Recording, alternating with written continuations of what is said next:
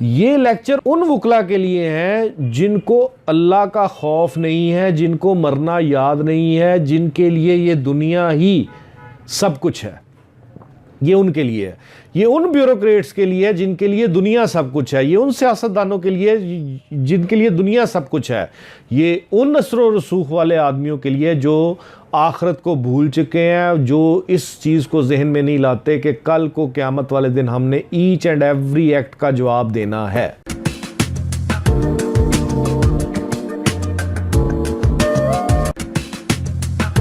बिस्मिल्लाहिर्रहमानिर्रहीम, अस्सलाम वालेकुम। माज़रत, छुट्टियों में कुछ मामलात थे, फैमिली को भी टाइम देना होता है। अब दोबारा सिलसिला शुरू करते हैं। कुछ मामलात को आपके सामने इंतहाई मोहतात अंदाज में रखना चाहूँगा कि पर्सनैलिटीज़ का फ़र्क होता है। इलाके का MPA है, उसके साथ लिटिगेशन है, उसका असर व रसूख इलाके में है, अदालतों में वकला के ज़रिए है, अदालतों में वकील है, उसके साथ लिटिगेशन है। कोई भी असर व रसूख वाला बंदा है जिसके साथ लिटिगेशन कानूनी तौर पर अदालत से बाहर लेके चलना मुश्किल काम है। और कुछ पर्सनालिटीज़ ऐसी होती हैं कि जिनका अदालत के अंदर उनके ख़िलाफ़ लिटिगेशन को लेके स्मूथली चलना मुश्किल होता है। एक बात तो अपने जहन में रख लें कि फ़ैसला हमेशा कानून के मुताबिक ही होना है, हालातों वाक़यात को मद्देनज़र रखते हुए ही होना है।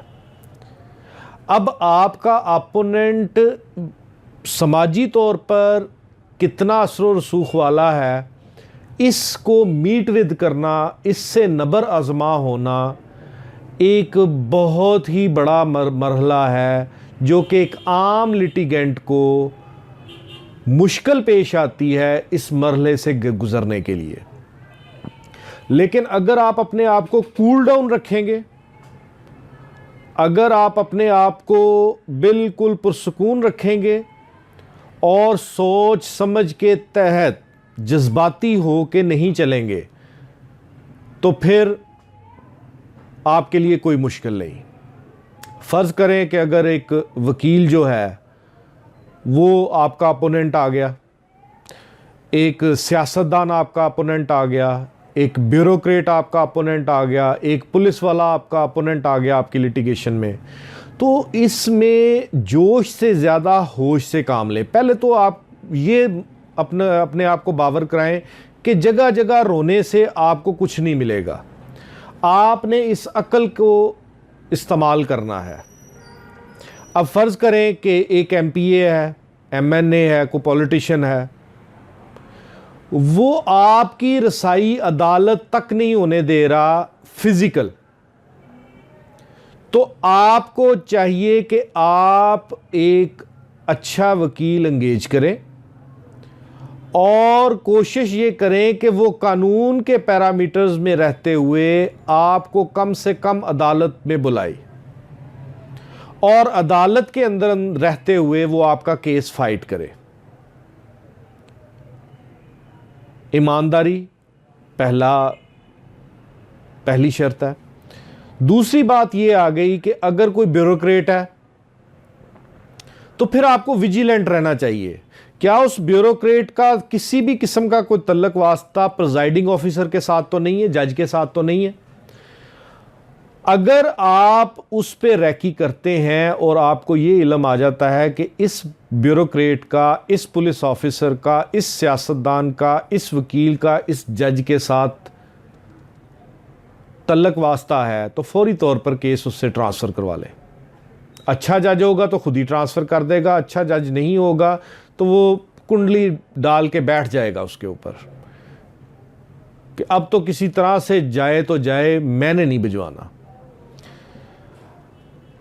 अब अगर वकील आपका अपोनेंट है, ये सबसे बड़ा मसला है कि वकील एक बार में रोज़ाना आने वाला शख्स है। मेरे साथ अगर मसला है तो मैं रोज़ाना आने वाला शख्स हूँ। हर जज के साथ मेरी लैक है, हर जज के साथ मेरी सलाम दुआ है, हर जज को मैं इजीली एक्सेस में ला सकता हूँ, हर जज के साथ मैं चाय पी सकता हूँ, हर जज को मैं अपना माइनर रिलीफ की बाबत कह सकता हूँ, और अगर मैं नामी ग्रामी वकील हूँ तो हर जज मेरी तरफ मोल्ड होगा कि हमने इस बार में रह के जजी करनी है, इधर हमारी अपॉइंटमेंट हुई है, इसका असर और सूख है, इसको लेके चलें। ये सारे मसले मसाइल मुश्किलात मौजूद हैं। लेकिन अगर आप जोश की बजाय होश से काम लेंगे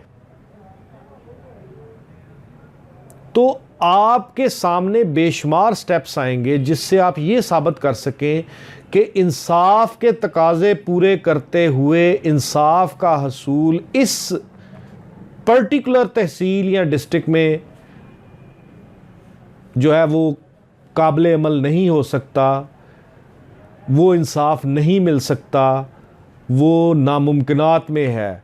जब आप केस को इस निज पे ले आएंगे अक्लमंदी के साथ, तो उस केस को ट्रांसफ़र कराने के लिए जब आप एप्लीकेशन देंगे कि इस तहसील या इस ज़िले से ट्रांसफ़र करके दूसरे ज़िले या तहसील में ट्रांसफ़र कर दिया जाए जहाँ पे इनकी एक्सेस ना हो, क्योंकि हर बंदे का अपना अपनी डोमेन होती है।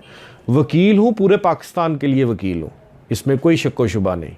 लेकिन अगर मैं जालिम हूँ तो हो सकता है वो बार तो जिस बार में मैं प्रैक्टिस कर रहा हूँ उसमें तो वकला और जजेस मेरी हया कर जाएं कि इसी बार में है की भी ज़्यादती है इरफान ने, लेकिन क्या करें, इस अपने घर का बंदा है।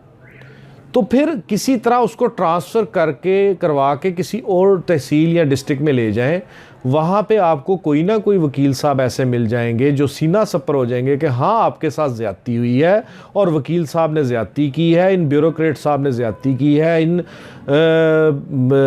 जो है सियासतदान ने जो है ना वो ज़्यादती की है, या जज साहब ने ज़्यादती की है। क्योंकि आपका अपोनेंट एक जज भी हो सकता है, जज की फैमिली भी हो सकती है।